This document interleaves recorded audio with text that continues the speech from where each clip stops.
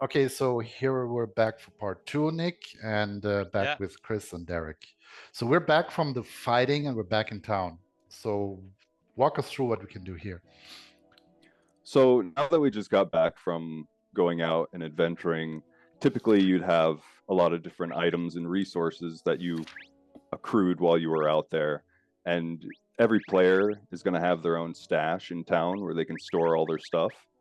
And stashing between the tactician and the stash will be the main way of controlling your different items. So when you craft anything, the items need to be in your tactician stash, which these crafting anvils right here in town allow you to go into all the different categories of crafting in the game. And crafting is going to be a very large part of the game, and it's all player made. So there won't be a bunch of items you can just buy from the game world. Everything is going to have to be crafted by players. And when you go through some of the stuff, all of the items, they have actually a quality level to them. Let me find an item here. So these leather shoes here, you'll notice in the bottom right corner of the item tooltip there, it'll say quality plain. There's different qualities, about 6 different qualities. And the higher your crafting skill is, the higher chance you have of getting a better quality item. And increasing the quality will increase the stats and the resistances and the armor on the item. And for weapons, it'll actually make them stronger and have higher stats as well and attack faster. So one of the core design ideas behind this crafting here is that players will be going out into the game world, exploring, harvesting different types of resources, bringing it back to town, and refining these raw resources that they find into planks, ingots, blocks, leather, cloth, and crafting equipment. And if they get a low quality item, they'll basically salvage the item, which gives you half the resources back so that you can try crafting again. And every item actually has 5 tiers to it. So say you get a really good quality item, you'll be able to take that item and continue crafting it into the next tier.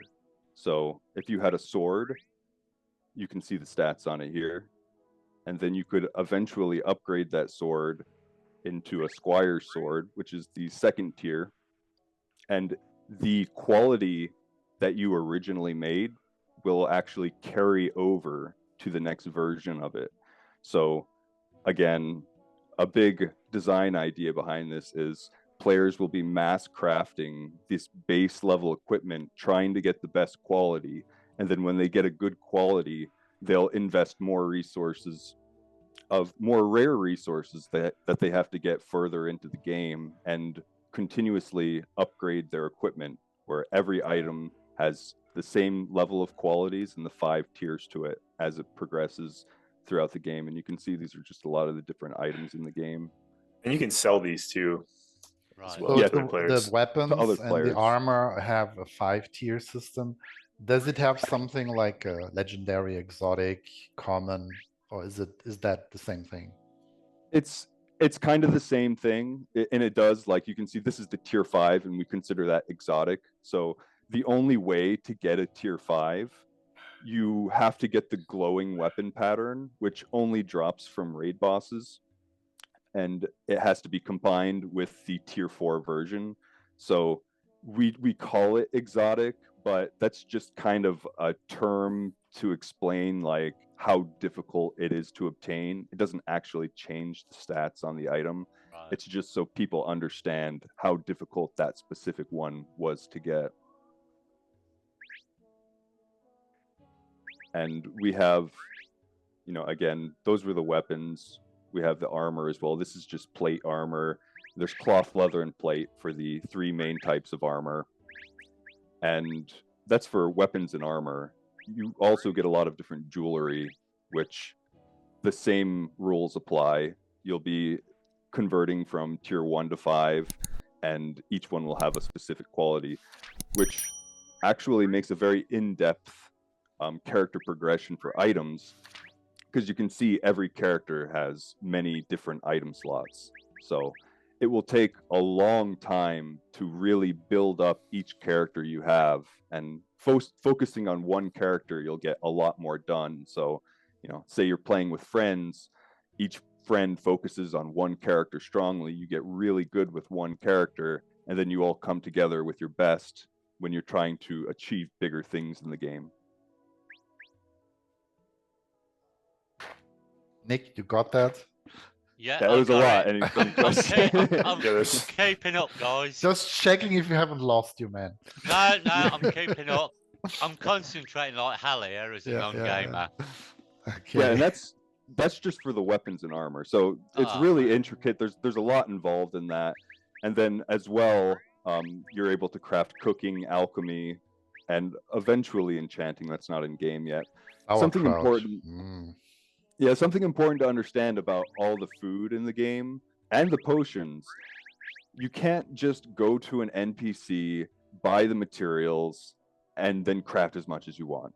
That leads very quickly to inflation. So what we did was every single crafting component in the game, whether it's weapon, armor, food, or alchemy, all of the components are found in the game world that requires energy. So if you want to make rat skewers, which is a food that heals a little bit of HP and grants a short-term Rat buff skewer.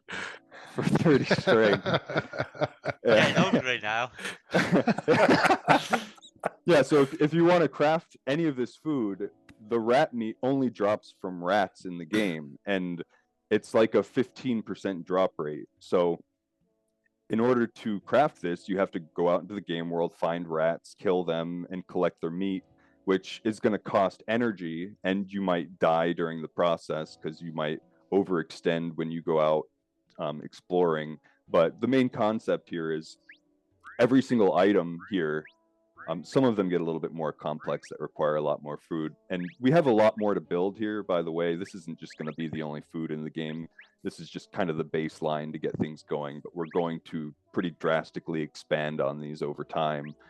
But again, the most important thing to understand is that every single component in all of these recipes, they're all found in the game world in a fashion that is difficult to obtain to combat inflation over time. And all of these items that are consumable, like these foods here, they actually give a pretty strong benefit in the game. So they're going to be highly sought out. And this creates like a whole new way to play the game. So imagine you're a new player in the game, you're not entirely sure what to do, but you look on the market and you see all this food, it's going to be selling for a high price, because any specific player isn't going to be able to just go mass produce, get a bunch of food, and then carry the food with them and use it as they need it. It's going to be very high in demand because it's very difficult to get. So a specific way that you could play the game, if you wanted to just make money, would be to focus on actually farming food. You would go out into the game world, find the best places that you could find certain types of animals, kill them for their meat, or some of these are plants, and that could be something you could focus on and build a craft in the game, because the higher your skill is, the more effective you are at producing it as well. And it's all player driven.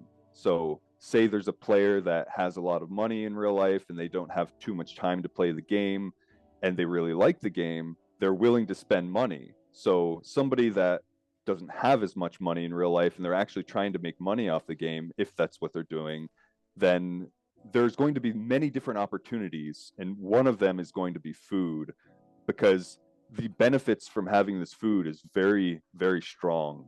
And again, obtaining it is going to be quite difficult and inflationary. And potions...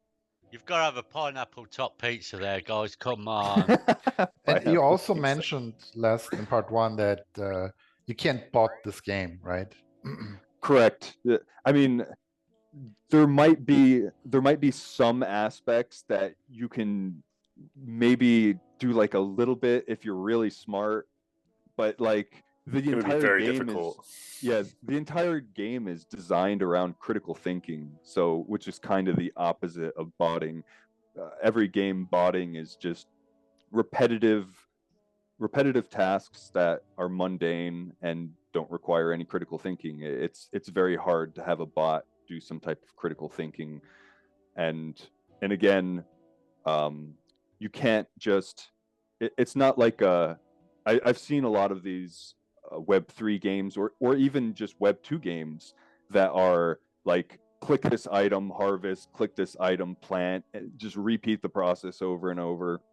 Just leads to massive inflation. The item becomes worthless.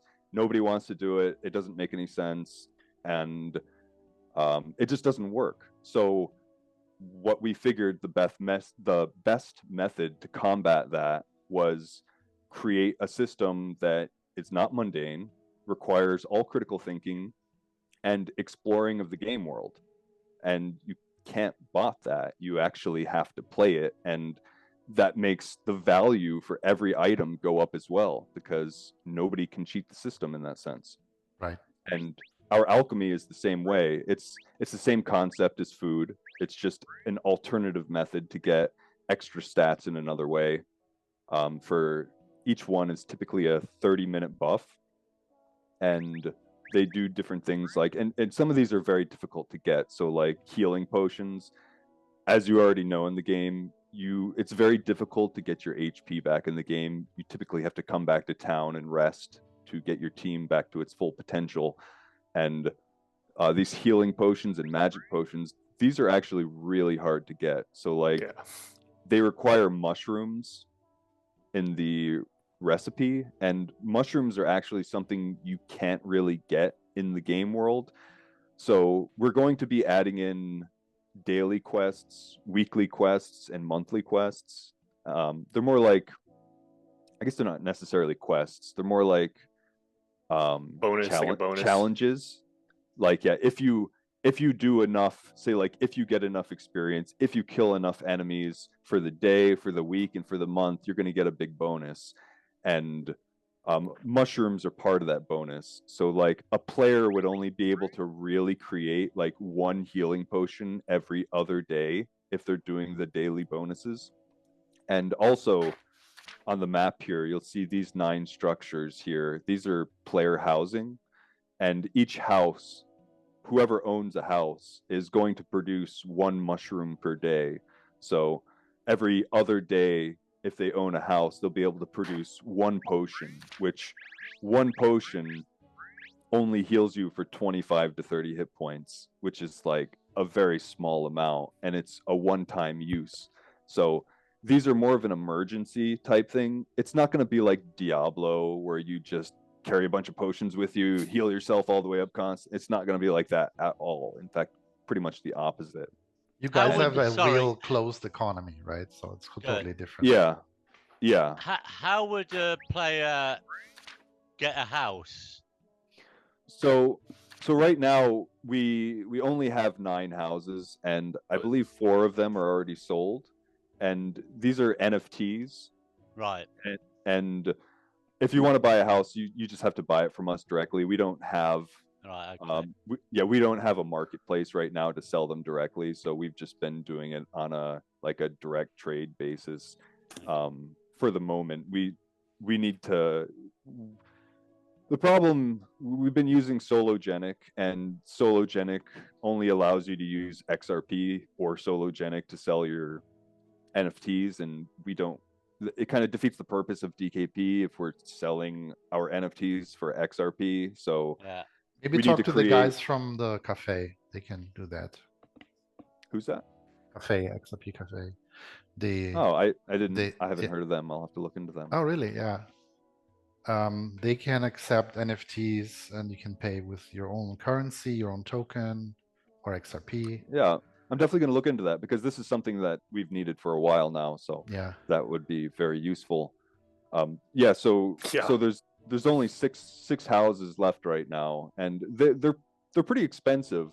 I believe right now. So every time we sell a house, we raise the price on the rest, and they were originally 25 million DKP, which 25 million DKP is like right on the current market value.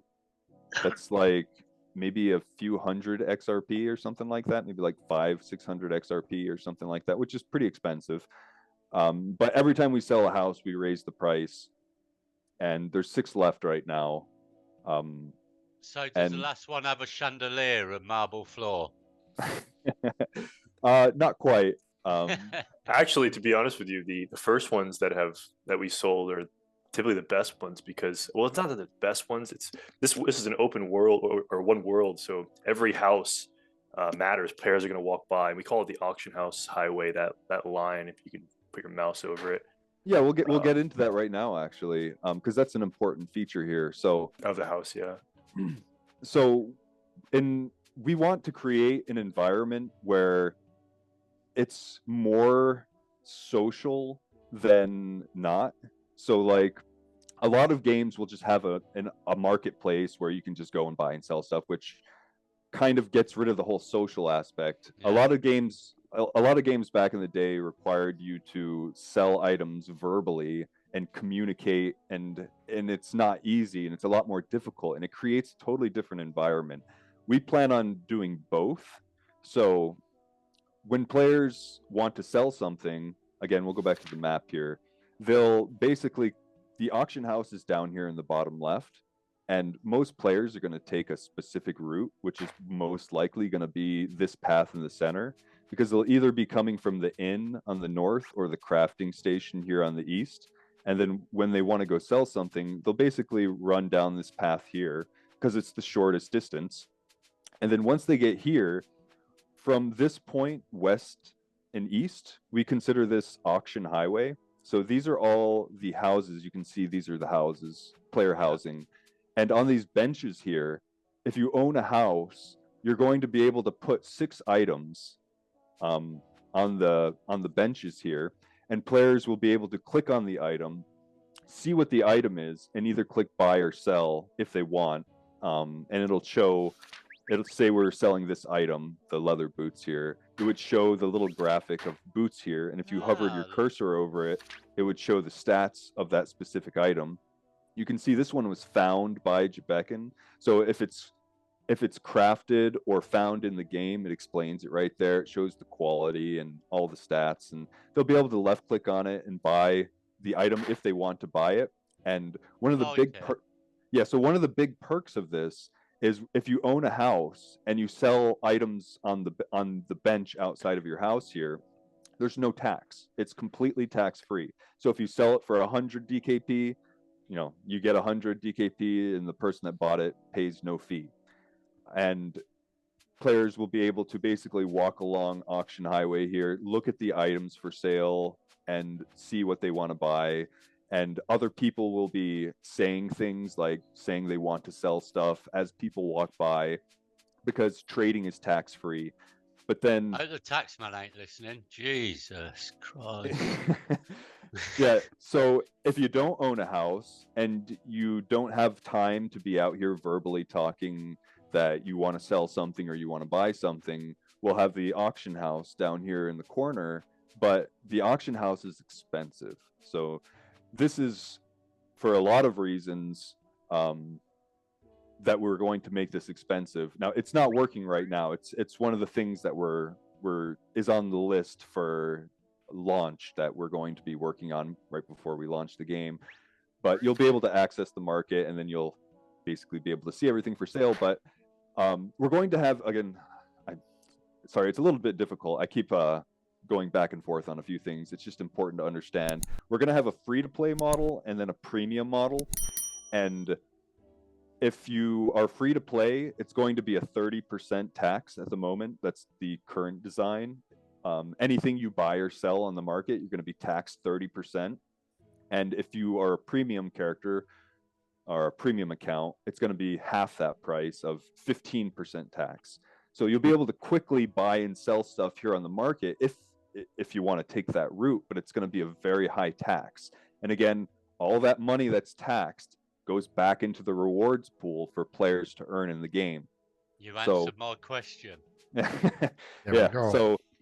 So one of the main incentives to owning a house is you're able to sell 6 items tax-free. You should be able to walk into that. I think you can walk into the house one. I left it open Oh, for everyone to nice. see. Yeah, go in, squat it, take it back. A few other features. This is still quite primitive right now. We're going to add more stuff to the house, and eventually we want to make them more customizable so players can decorate it themselves and Keep have answering some my other features. questions. Damn. We're going to add in an ability to, if you own a house, you'll be able to rest in your bed maybe once or twice a day. Just going to give you a small energy boost, maybe like plus 150 energy once or twice a day. So if you own a house, you'll get a tiny boost in that. If you own a house, you'll get a little extra storage in your stash here, and we might do something with the little food cabinet here. But the main advantage to owning a house is the tax-free sales, which is going to be a big deal if you are a hardcore Dragonkill player, because as you get further through the game, again, we're talking player-driven economy here. So say you get something early on in the game, like this is a tier 2 Great Hammer in the game.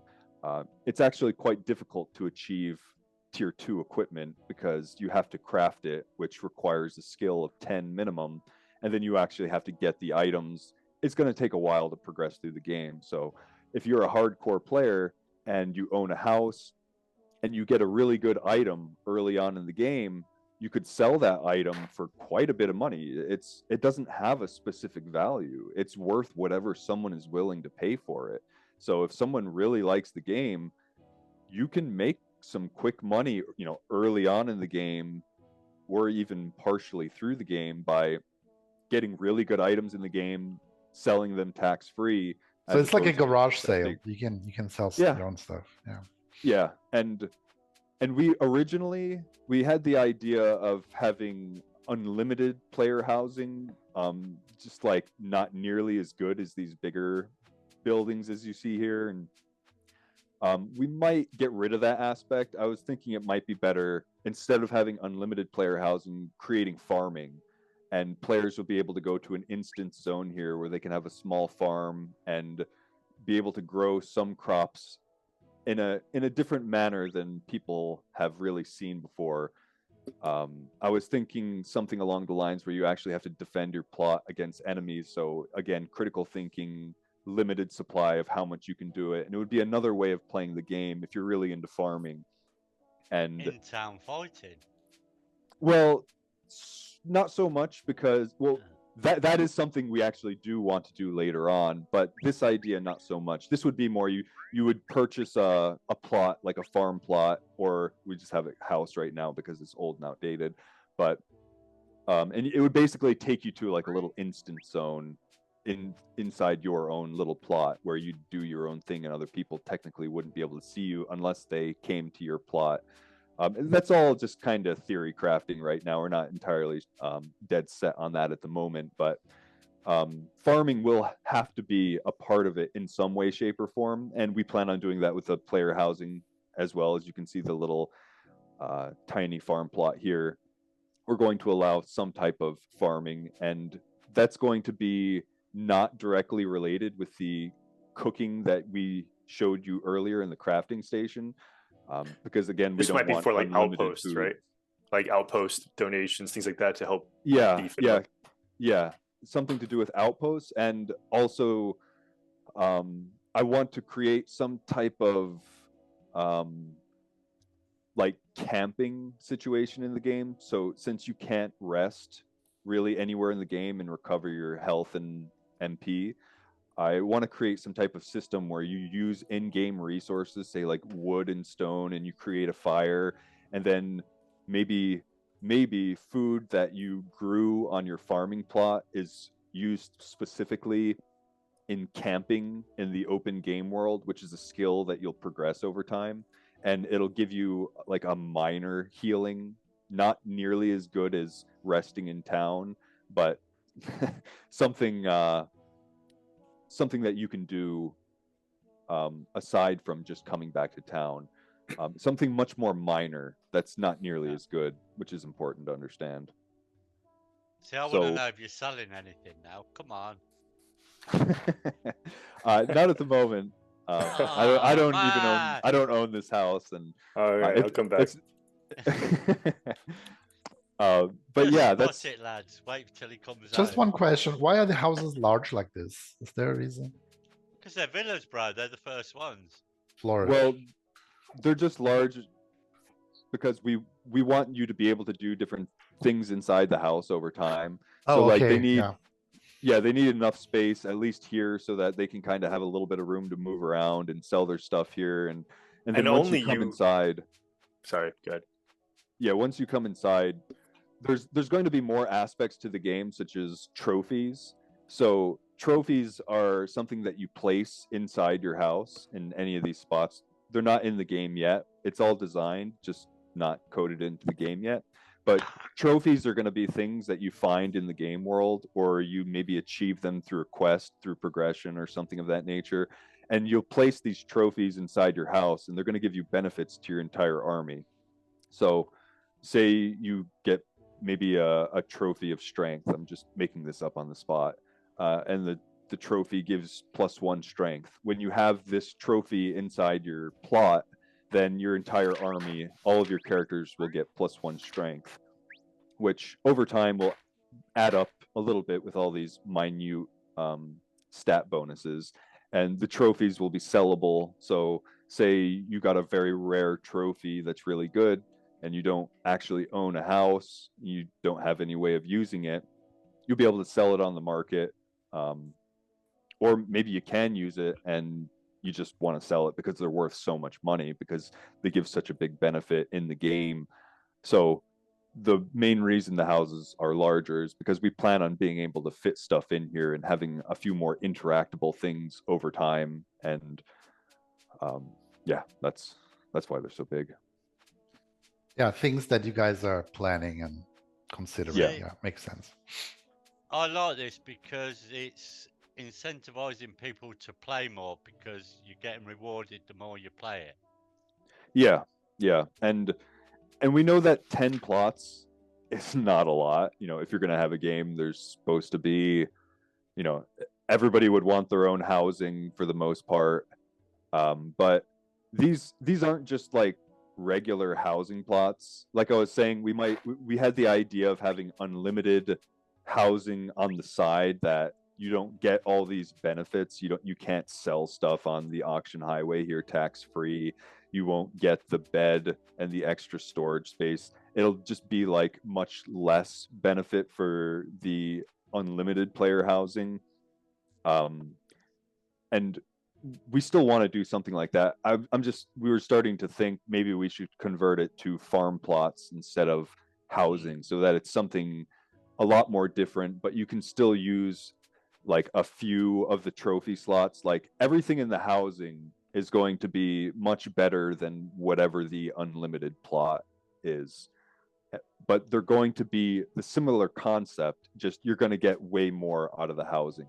And you know, these housing, they're NFT plots, so you can get, say the game does well, you buy the housing plot, and then over time they may appreciate in value, and you can sell your house basically to another player, get your original investment back, you know, if it works out that way, or maybe even turn a profit, maybe lose a little bit. It's hard to say. And whatever you do to your house, like the NFT gives you access. So say you have a bunch of stuff in here and you just sell your NFT while all your stuff's in here, well, your stuff is still going to be in there. So yeah, like if someone buys your so plot, you're selling the all whole your lot. stuff.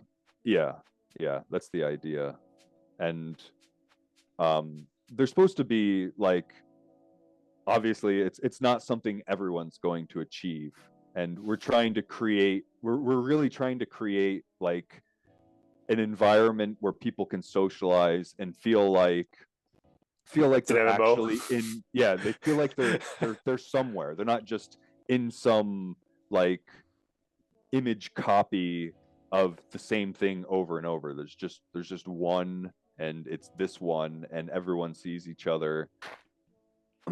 And we're doing some other things up in the town inn similar. So did you have any questions about Yeah, any of what that? other areas do you guys have in town? We saw, what was that, like a bar earlier? Yeah, the inn. Bar. The inn. The inn. I'll go Then we back saw up the to that. houses here. And what other areas do you have? See, I'd chuck them in a campsite, buddy, off grid somewhere. Yeah, that's what we were. Surrounded by bears and shit. Well, we can only make the town so big, because it has to be somewhat realistic in the sense that, like, you see the size of the town on the game world. It can't just be like unlimited size. We're trying to give it more of a realistic feel in that sense. But yeah, this is the inn here where you rest your team to get back to full health and MP. There's a few things we want to add in here. One of the things that we want to add in is every day players will be able to come here, and basically just by standing inside the inn here, it's going to give you a slight boost to your energy region for like a few hours of the day, and you have to be online for it. So this is to incentivize people to congregate here to the inn and socialize for whatever reason they have, whether they just want to talk to someone, whether they want to form up a party, make future plans to do other things, just talk about things, maybe buy and sell things here as well. Whatever reason they want to socialize. That's a good idea, because I was going to say, well, you could do that and just go to work or whatever and just leave it in there. But you're saying that they have to actually be online to regenerate, which encourages them to be part of the game. Yeah, and we have an automatic AFK kick. I believe right now it's set to an hour. Is that what it's set to, Derek? Yeah, 1 hour and 30 minutes, I believe. Yeah, so if you don't touch your keyboard or mouse for an hour and a half, you'll get booted off the game. So you do have to be online. AFK, hey. Yeah, and that's one thing we want to do to make it more of a social feeling. Another thing, we're going to have a little jukebox. We want to make a little jukebox in here that players will be able to pay a very, very, very small amount, similar to a jukebox in a bar or something like that, where players will basically be able to just pick a song for like any song in the game, and it just plays at the town so everyone hears it. I'd have Walt screaming. You should do that as a song. put it in the jukebox. Walt screaming. Up his lungs. And those are two different ideas that are coming in the future for the inn. But we definitely need to do more things inside here. Create a few more NPCs. The town is quite there. Yeah. There's not too many people in here. We have a lot of sprites drawn actually here. You can see these are going to be different people in the town. Not a lot of these are animated. Some of them are not, but these are going to be some of the different people that are going to be in the town here. All right. And I see a little priest there. All kinds of things. Yeah. Ninja. Bar wench. Or a bar wench. Faceless people with hoods. Oh God, no, let's not go there. And no dogs, chickens, or rats running around randomly in town. Yeah, we definitely have lots of animals drawn too. Nice. And they need to be animated, which is a little bit more difficult than drawing them. Yeah, it's a lot of work. Yeah, we're gonna have more NPCs in here that are gonna give quests. NPCs that will have dialogue that will be. Do you have an useful account to in show? the game.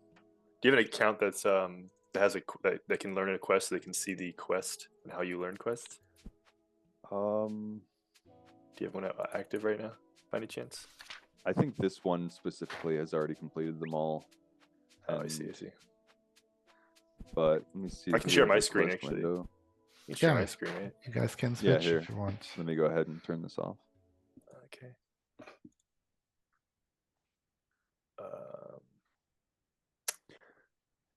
Let's see this one or two. Can you see that?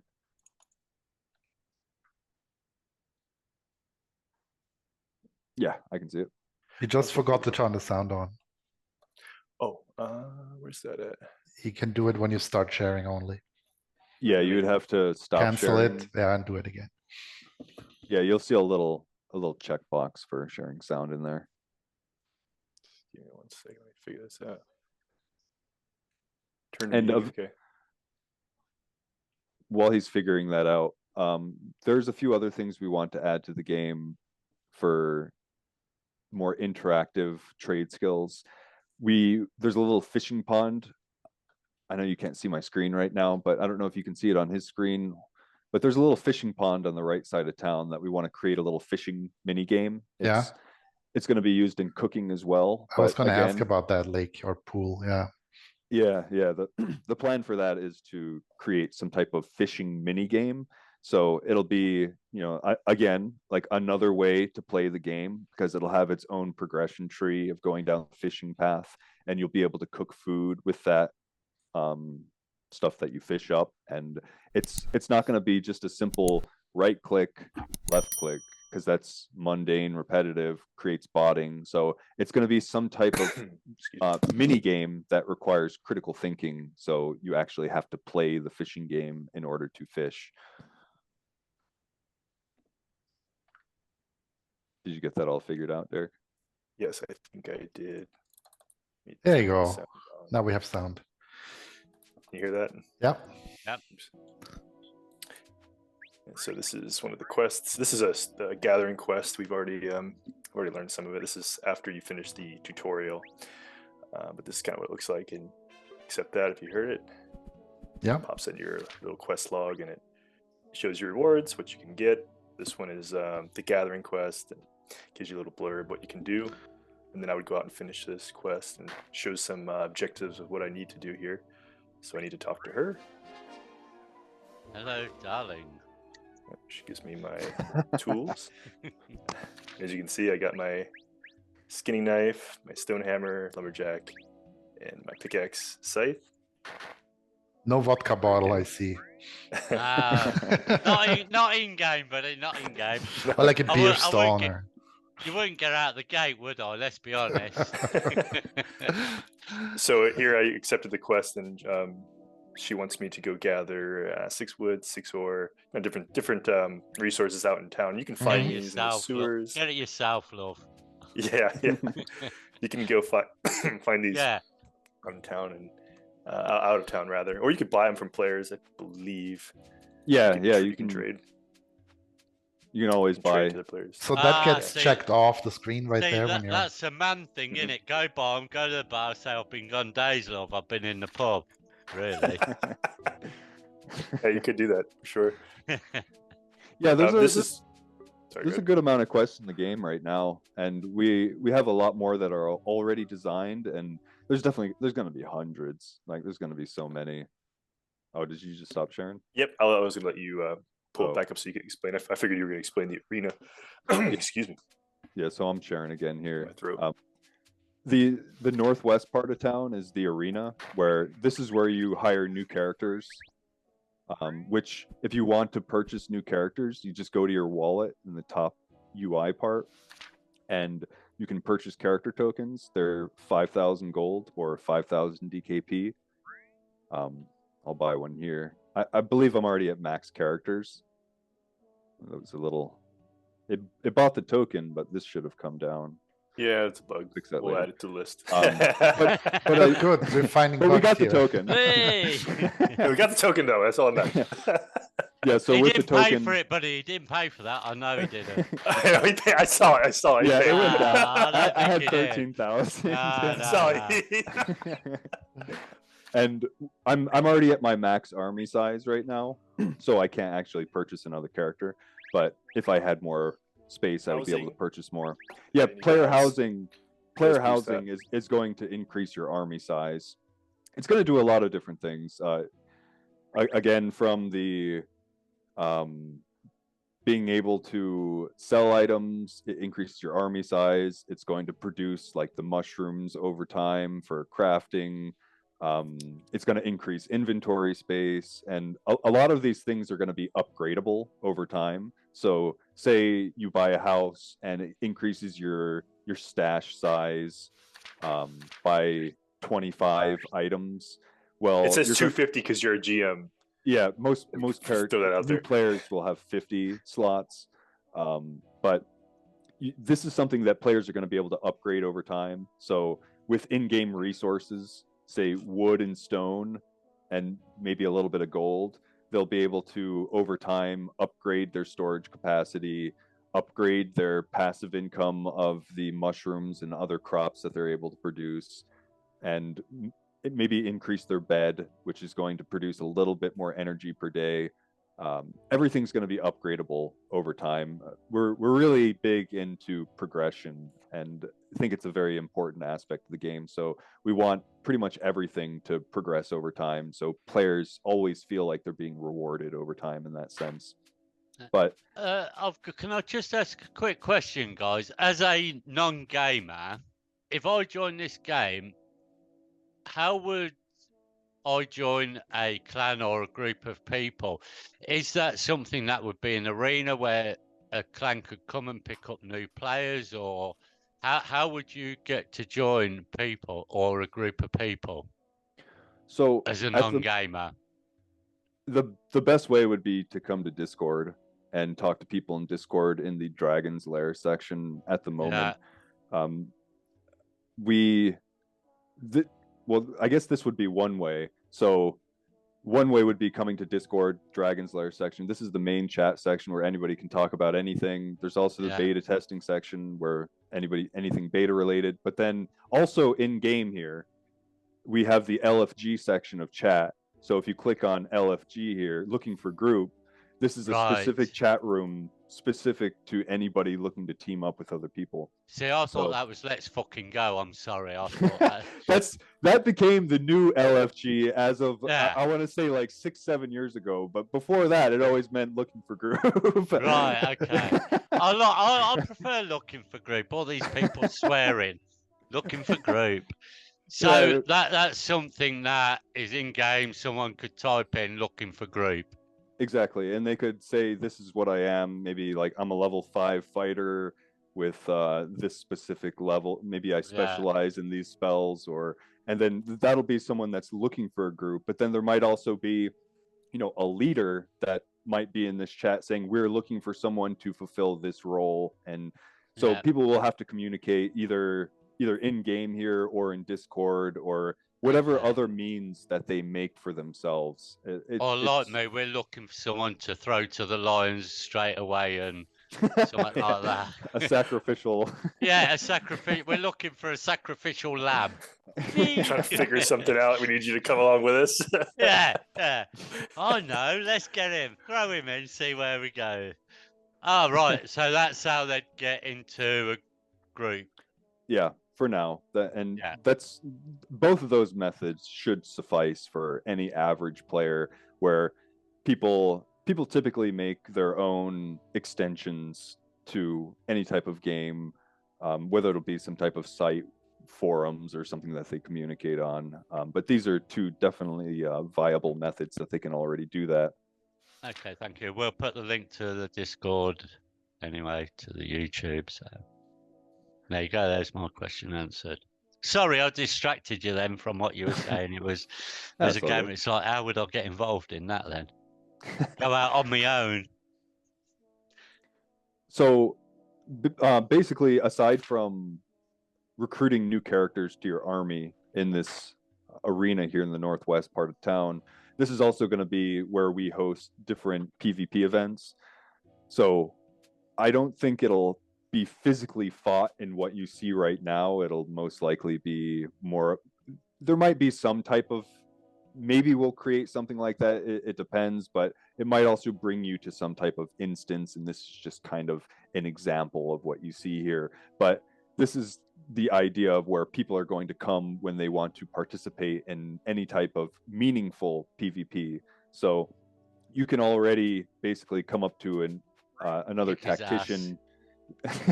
You can challenge him to a duel here, which is not. It's almost finished, but that's far down the line still. Not. It's definitely coming, but our focus has mainly been recently trying to. Lag is always an issue, so we've been fighting lag and attacking that viciously. So that is something that will be on the line. PvP for us, we're trying not to make it so toxic. We want it to be something that's fun to do. A lot of games, when you just have PvP, it kind of makes a toxic environment. But there will be some sort of that in our game for sure. Yeah, so if you challenge someone to a duel in town right now, there's no penalty. Your characters don't stay dead. It's all just like a fictional fight that you're able to play out, and then when the fight's over, everybody goes back to their full stats. You don't have to pay to resurrect or rest or anything like that.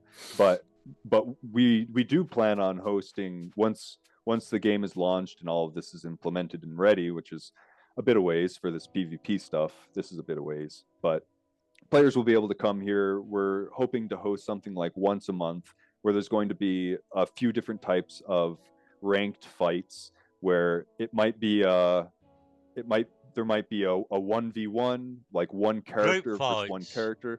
Definitely group fights. There definitely be like group fights. big group fights. Yeah, 3v3s, 6v6.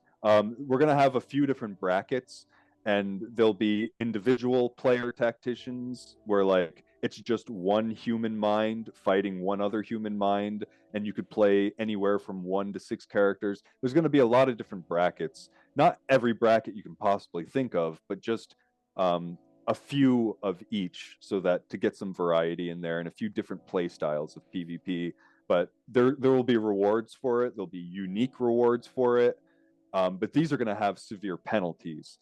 We're going to have, again, different brackets, different categories, and an important bracket and category is the permadeath category, where players will be able, there's going to be at least once a month we'll host some type of event where it'll be like one character versus one other character, and winner takes all. So whoever dies, their character is basically permanently deleted from the game world, the winner gets all the rewards. Everything. They get everything. Yeah, everything they were wearing. Everything. Plus and their ear, maybe, right? For what now? Yeah. Did you want to do an ear? I can't remember if that was part of the plan. Like, yeah, well, rip his nose off. That's pretty toxic. Probably not. Collect people's ears. A trophy. They did that in Diablo, an old game. Whenever you killed a player, they dropped their ear. We could make it like a piece of their cloth, like they have to wear their name on their cloth, and just rips it off. Cut the leg off. It's your new weapon. Yeah. Leg. Wort's leg. Wolf's leg. We're just stealing from Diablo now. Oh boy. But then we also plan on we also plan on having unique rewards that are only winnable via the arena. Possibly trophies, right? Possibly trophies as well. Yeah. So the idea behind this is, I mean, players can do whatever they want, but as the design team, we're suggesting that you don't join these permadeath arenas with your main characters. Like you'll build an extra character, build it up just a little bit, and use that expendable one that you kind of built. Chances are you're going to lose that one. Chances are you're going to die and lose it. Gotta go all in. Yeah, you go all in. I mean, you die, you lose everything. So it's going to be a severe penalty. But think about the rush that players are going to have when they're it's all join me in the let's fucking go crew. And another important thing to understand is that there's 3 types of characters, and this is explained in the white paper. You can see it on the website. But there's 3 types. There's softcore, hardcore, and hero. So softcore characters are resurrectable. They die, you can bring them back. Just a small gold fee based on your character's level. Not a big deal. Hardcore, once you get your character to level 10, you can convert a level 10 into a level 1 hardcore character. And a hardcore character gets higher base stats. So all your stats will be improved. We're also going to give a unique spell for a hardcore character. Then if you manage to get a hardcore character to level 10, you can convert that into a level 1 hero character, which is the same concept, which I didn't fully explain. If you die as a hardcore character, your character is deleted from the game world. So yeah, you got to be really careful with that. You can resurrect them. Yeah, so a hardcore character, you can resurrect in the battle it died, but if you don't have a way to resurrect your hardcore character in the battle it died, You're it is deleted. fucked. Yeah, it's deleted from the game world. So you do have a little bit of leniency there, but once you get to the third bracket of a hero character, that you get no leniency. At any point in time, if you die, there's never any way to resurrect a hero character. And a hero character, they get a few benefits. You know, aside from having higher base stats, they get an upgrade beyond hardcore base stats. They will also get a unique aura, which is going to give a bonus to every single character that's around them. And you can only have one hero character with you at a time. So achieving one of these hero characters is very difficult and you'd have to play the game, I want to say, for like at least 6 months to get to the point where you could actually get a hero character. And they're very dangerous to use. You could imagine doing some type of large scale event, maybe some type of raid scale event that has like 50 players, and you're up against some incredibly difficult dragon or something, and if you die, you're dead. That's the end. So you don't want to use your hero character unless you know what you're getting yourself into. You gotta learn everything as softcore first, and then when you feel ready, you can convert over. And what's important is your character's spellbook. All of these are retained. So if you level up your softcore character really high and you get your spells to really high ranks here, then when you convert over to a hardcore character, you do revert to level 1 and have to regain all those levels. You keep all your spells. All of these continue to progress, which this spell progression is much slower than the regular character progression. So these are designed that you'll never really max them all out, and that's why we allow players to retain them as they progress through the type of character. But the character levels, they don't take as long, and the max character level is 20, and getting to level 10, it's not too difficult, but once you go beyond level 10, it drastically slows down. But 10 is all that's required to achieve hardcore, and then level 10 hardcore to achieve hero. So those are some big aspects of character progression that are really important to take into consideration before you do any type of permadeath PvP. I'll just say go straight in. Straight in there. Yeah, I mean, that's dangerous, You can, but you're gonna die. See, that's why I'd be shit at games. You see, I'd be in the pub. Right, let's go for a fight. Okay, let's go. I'm sure that's going to happen. There's a couple good notes outside town that people are gonna enjoy. Yeah. And what's the pond, guys? Was that a pond? Yeah, that was the fishing I was explaining about earlier. There's some fish food. You can. Sorry, fish guys. I went to the toilet. I'm sorry. It's okay. There's a lot to cover for sure, and I'm sure we've covered a lot already. But yeah, the pond is somewhere you can sit in town. Not yet currently, but it'll be a place that you can get some fish for possibly cooking, maybe some other things in game. Yeah, once the game is a bit more of a hit and it's launched and people are playing, you'll definitely see a lot of people around this, and they'll be fishing inside this pond, and it'll be a little mini game that's going to be required. Do they have to buy the fishing rod and bait and things like that? Or probably craft it. Yeah, and it'll probably be something similar to food, where if you want to create food in the game, you have to go out in the game world, harvest it from animals in that sense, and bring it back and harvest it. We'll probably have fish food, similar concept, where you'll actually have to find it in game. It'll be an expendable resource, so you can't just sit here and fish forever. Yeah. And the whole concept of all of this stuff having to go out into the game world, find stuff, harvest it, bring it back, it all promotes trade, which is so important for the economy. Once you can just buy stuff in unlimited amount, that's what breaks economies. So we've seen it in multiple games now. That's like you said in the first part, where Wales could just buy everything, and that's what you're trying to avoid, where it will diminish.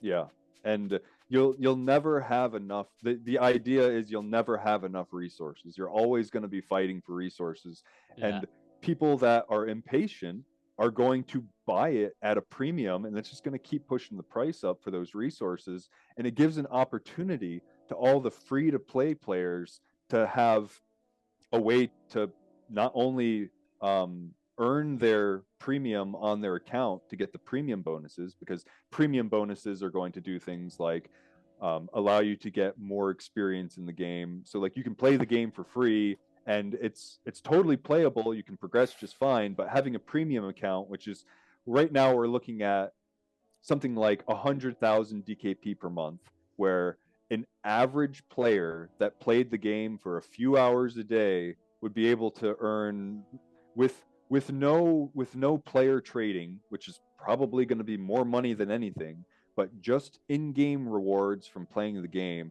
An average player will probably get something like 200,000 to 400,000 DKP a month, which will only require 100,000 to get premium, which will last a month. So it won't be that difficult to achieve. It's just an extra method to get more in the rewards pool. You know, all this stuff, everything.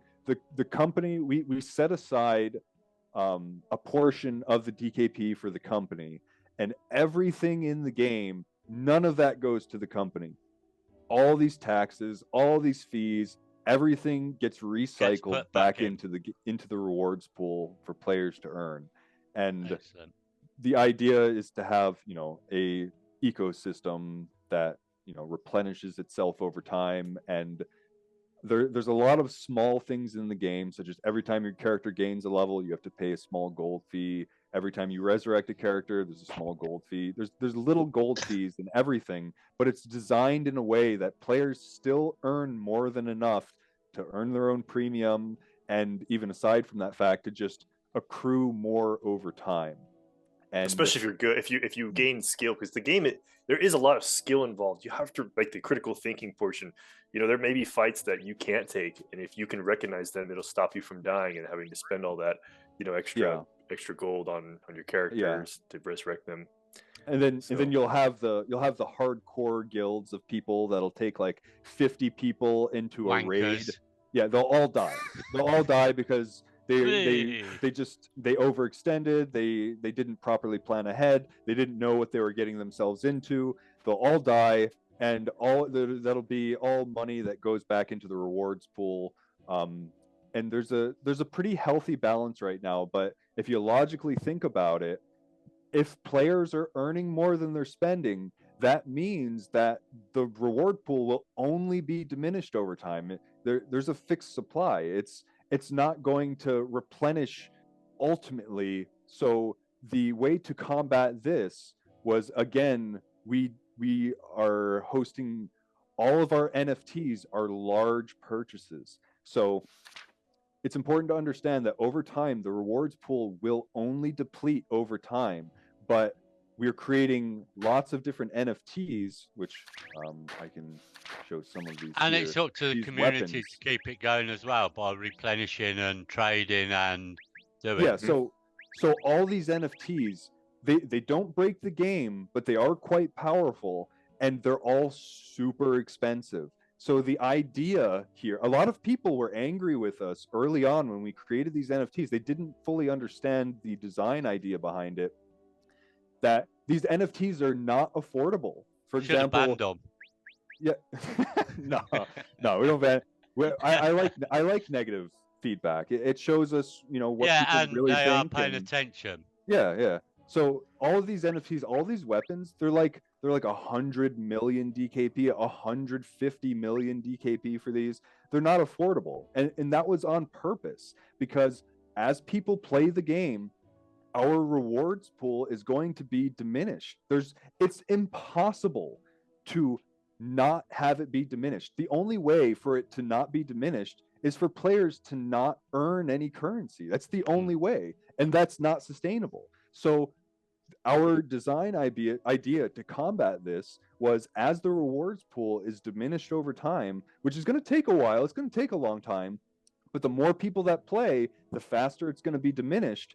But as it gets diminished, people will have DKP. They have to do something with it. Yeah. Well, they can't pay to win. You can't pay for energy. You can't pay for experience. So they'll have this DKP. They Gotta won't do know what to something do. with it. They're gonna buy NFTs is what they're gonna do with it. Yeah.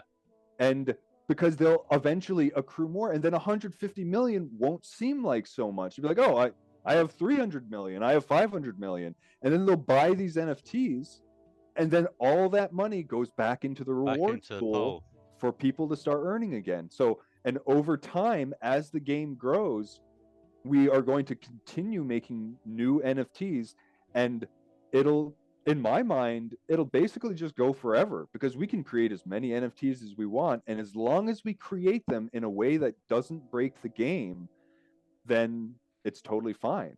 And on the game world, let me leave town here and some things that Pineapple pizza. show. Still after that pineapple pizza. But it annoys everyone, doesn't it? You shouldn't have pineapple pizza. Pineapple and rat pizza. Rat pizza? Yeah, I was going to say pineapple rat pizza. We have an orange sticky rat skewer that's pretty good. Highly recommend it on the menu. We're trying to keep everything in a kind of a medieval world setting. So well, you need wolfhounds and shit, guys. Come on, to wipe your hands on. We could sell, because you could make pizza in medieval times. Yeah. You know, it's just dough and some tomato sauce and cheese. All that stuff existed in medieval times. They probably didn't make pizza back then, but it could have been done. Oh, I have a lot of the map covered up here, but what I wanted to explain was, over time, the game world is huge, and I can't really see it so much. Man, but we've seen it. It's huge. It's astronomically big. So we want to create some small nodes that will be like really, really small outposts. So say this little spot right here where my cursor is against these trees, we might put like a little tiny house, and a player it'll be an NFT where whoever owns the NFT owns that house right there. And players say they walked over to this node, they fought through the node, got through it, and started adventuring over here to go further into the game world. Well, they'd be able to make a pit stop at this person's little mini house right here, which is just a very small scene. That's, say, a little house. Maybe there's a place they can rest for a very expensive fee, or maybe even buy a few items as well. Buy the wife. Whatever they want to sell. Whatever you're selling, I guess. That's up to them. It's a free country. Sell whatever you want. Buy the wife. And the idea is create all these little not too many that the world gets overwhelmed with this stuff, but there's just so much room for growth. There's so much room to place these little player-owned plots, and these will be more housing NFTs, or possibly maybe like a guild-owned plot. That might, if there's a lot of players to not cloud it up.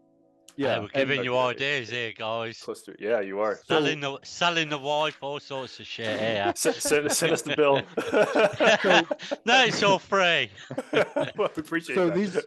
So these are just the 10 housing plots that are in town here, but we do plan on having more housing plots in the future. They're just not going to be as lucrative or as powerful as the ones here in the main town. Our plan is to always make the ones in Aradine, the main town in the game, these are always going to be the best. But we do plan on having like some mini plots, scattered throughout the game world that are going to be NFT owned, and these are going to come out over time. Not only as we need to sell NFTs to replenish the rewards pool, but just for the game itself, because the whole idea isn't just, it's not like we're like, oh, we got to do something, we got to sell some NFTs. Like, no, these are going to be an integral part of the game as well. We want there to be player owned spots. It's going to be a big part of the game design. With the game being difficult to replenish your team, these player-owned plots that they're going to be quite scarce, and they're going to be scattered around. Players aren't going to be able to just choose wherever they want to put one and cause inflation of housing plots all over the game world. They're going to be specific to what we deem necessary and allowed, and players will be able to buy them and sell them if they want. and we want to reward players for having them. So, think of it in a sense that you want to create your own inn. It's another way to play the game. There's going to be so many different ways to play this game. So especially the deeper you go into the map, then they could become more lucrative because you've gone that far. And exactly. So do you have? Can you just strip your party to one member and then maybe wipe real quick so they can see? Because the biggest piece is if you die in this game and you're complete wipe, you're going back to town. So if you're too far out and you overextend, it's really important that everyone works together because you're trying to prevent that. That's the overall effect. Let's see if you can... So imagine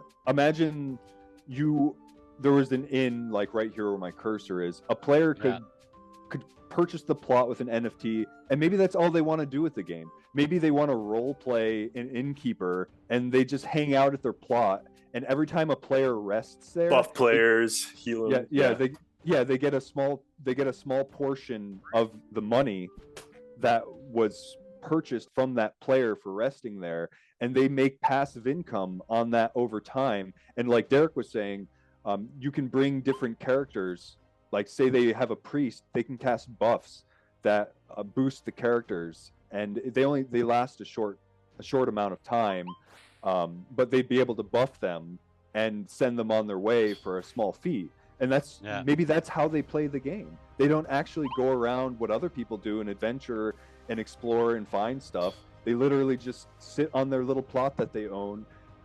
See, that's my heaven, guys. I just sit here and wait. And then when we add in a small farming aspect to the game, they'd maybe be able to tend to their crops. So when your entire party dies... Who recorded this? That's going to go on the jukebox, guys. Come on. That was a motivating death. Who recorded this? So now that your entire party died, you come all the way back to town here. Your team's dead. I only brought the one character with me, but you can see he's dead here. He has no health, no MP, and this is where the reward cycle comes back into play here. So once your characters are dead, you got to pay a 900 gold fee. It's based on your character level. So the higher level you are, the more you have to pay. And 900 gold is 900 DKP because it's 1-to-1. Could you just leave him there to rest and regenerate, or you have to pay to get him back? You have to pay. There's you could pay another player as well, because the priest class they get the resurrect spell. So if I just spent all my gold on his misses, mate. I've got none left. Sounds like you need to start fishing using the energy wisely. Yeah, and I again, go fishing. That was the problem. Again, that's another way people can play the game. They can be some type of assisting player. So maybe they so many ways to play. Yeah, maybe they don't want a full team of different classes. Maybe they just create a team of like 6 priests, and they just walk around the game world looking for stranded players that are like they're about to die and they don't know what to do. They overextended, they can't get back to town, and they're just basically asking for help. You're going to be able to go up to these other tacticians that are walking around the game world, and you'll be able to cast spells on them from your team. Say a big portion of their team is for a price, exactly. And the enchanter can give MP. The game. Yeah. The enchanter class will be able to transfer MP. Some MP.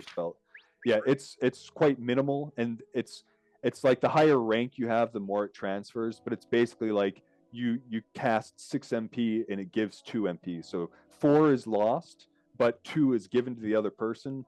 So yeah, if you're walking around with, say, like a team of 4 priests and 2 enchanters, you'd be able to find stranded players, resurrect their dead characters, heal them up, give them some MP for probably a pretty hefty price, because their price is going to be more expensive if they die. It's their energy, it's their time. So you could become like a pimp.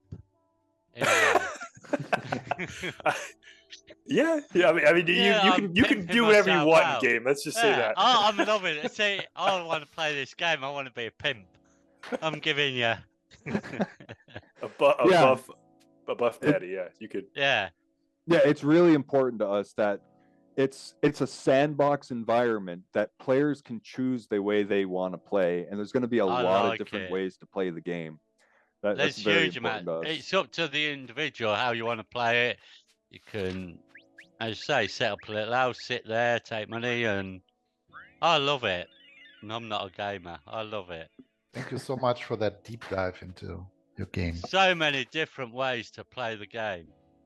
Yeah, no, it's a lot. That explains the majority. Thank you. So what's the situation right now with the going live with the game? Can people play the game That was right my now? question before we will come live and you told me to shut the fuck up. Yeah, so right now, the server is online right now. We're going to leave it up for the rest of the day today, maybe another 9 or 10 hours from this moment. And that was mostly just for this event we were doing here with you guys right now. But typically... Thank you, guys. Yeah, of course. Thank you. Thanks for being here. Typically, at the moment, until we officially launch, we are hosting the server the last 2 weeks of every month. So you can basically guarantee the last 2 weeks of every month until launch. Players will be able to log in, play, do everything you'll be able to do at launch, aside from the few things that we're building right now. The game is totally playable right now. You can earn rewards. Every single scene you go to, you'll find a chest. You'll get DKP in every single chest. It's guaranteed every single time.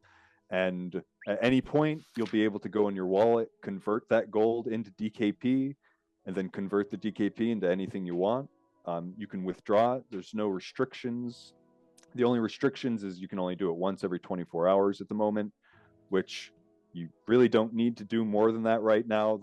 That restriction will be reduced once the game is launched and we get things more concrete. Right now, we have this restriction mostly just in case something goes wrong. We want to be able to quickly remedy the situation in case something goes wrong. Nothing has gone wrong yet. We've done a lot of testing on it, haven't found anything wrong with it, but the rewards are totally there. It's all accessible. It's very easy to sign up right now. We reduced all the restrictions on playing the game. Before, you had to sign up with your Zum wallet. You had to sign up on the site. All you have to do now is just go on the website, download the launcher like any other game, install the launcher, and update the game, and just have an email address. That's it. It's very quick to sign up and play now. Sorry, Chris. Does that stay with the player on launch as well? Is there going to be like a wipe, character wipe? There is going to be a wipe, and that's why this is now our primary focus right now. Is we set a few things aside that we wanted to do at launch, and we're not going to do it at launch anymore. A few things, including like the PvP and some other major factors, are not going to be in launch because it's just going to take too long to build the entire game with 2 guys. It's going to take too long. So in the past 2 weeks, we've dramatically shifted our focus on everything to what needs to be done for launch. And yes, there will be a wipe. And the reason we're doing this is a lot of people seem like they don't really want to get started with the game because there's going to be a wipe and they don't want all their progress to be wiped. So especially on a progress-based game. But it's totally progression-based. But as well, I can see their point of view, but they've had the experience, so they know what they're doing anyway. So the experience is there by participating now. And you can earn, and you can earn while DKP is at its highest in the wallet, because as more players start to come, the way we have it scaled is I think we discussed that last episode, but as more people earn it, you get less in the chest. So DKP is not going to be wiped. We're talking about the character. No, just the character. Your gold will stay. Correct. Okay. So you can start with a little bit of an advantage, right, when game launches. Definitely. And the biggest advantage, honestly, is not the DKP. The biggest advantage is the knowledge of the game. Yeah. Exactly. Because once you know what you're doing, you figure out all the kinks, you know what you can handle, you know what you can't handle, you can have a really smooth start when the game does launch to keep yourself ahead of the curve. And as a clan, you know where you're going. You can go and do straight away. You can go and do all them quests. You already know what you can handle. Yeah. But maybe you can a little harder content when game first comes out. That way you can get as much resources as possible to try to sell it for the highest price, because some of these items, when they first come out, I can guarantee they're gonna be worth some money. Like like if you find a really powerful divine quality, mace, Chris, you found it I took can us a soon year, fuck but we them found up. one. I can just go in. I can soon fuck them up. I'll join a clan and totally screw them up. That's quite easy. just needing everything that drops. Yeah, It's mine. I'm in there. Come on. Yeah, they'll kick you pretty quick, but Yeah. Is there anything you guys want to add? I think we want to close it for now. It's been a long talk. I think we covered a lot. I've enjoyed it. And we could certainly go on for awesome. longer. Yeah, we anything you appreciate wanna that. add? Thank you. Oh, it's awesome. Just that the economy is very solid. We have like 20 years experience playing MMOs and making money on the side, doing them, pretty good money in some scenarios. Like, we have a lot of experience in MMO economies, and this one is quite solid, and it's definitely a big feature of the game. So expect a very solid economy in this game. That's awesome. Excellent. Awesome. Nick, you have a question? Final question? No questions after my question. Lads, so appreciate your time, taking time out to go twice. Yeah. You've joined us twice. We really appreciate it. Which was the first, actually. Wow, yeah. Well, thank you. And good luck with it. It's awesome. And best of luck with it. We'll put all the links and congratulations. One final question. That's even interesting. No, I'm shutting it. Go on, man. Yes, you're gonna ask what LFG is. One final question. When launch? When launch? We don't have a date at the moment. We do have a list of exactly what needs to be done before launch, and it's really difficult to give an accurate estimate. I would say like anything between 4 and 12 months. So probably sometime next year. Sounds most great. Likely sometime before next year. Yeah, don't take the end pressure. Of next year. Sorry. Do it right. Do it right. Do it when you guys are ready. And if anyone wants to take part, we'll put the links to Discord. Go join, ask questions and everything. But guys, do it in your time when you're happy to put it out there. Thanks again for being here. With that, Nick? We really appreciate it, guys. And on that, to the moon! To the moon!